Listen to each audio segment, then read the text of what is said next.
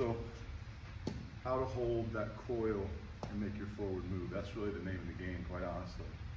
So obviously the coil itself is that belly button towards the catcher. So there's the coil. Now I'm into my hip and I'm hinging. I'm pushing into my heel with a lot of force, but my knee's not bending. I have my power source now. So then from there, we got to hold that coil to foot plant.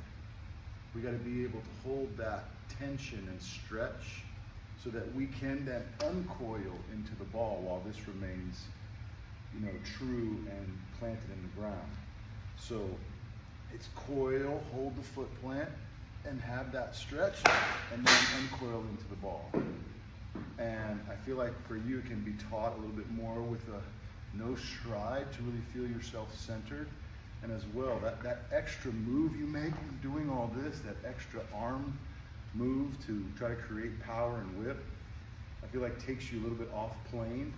So really focusing on hinging and then riding it out. Obviously it's super difficult when there's a ball coming at you to like not want to jump at it and not leave, but that's the challenge of this damn game that makes it so hard, especially with spin and all the things they're doing to try to get us off time and out of this.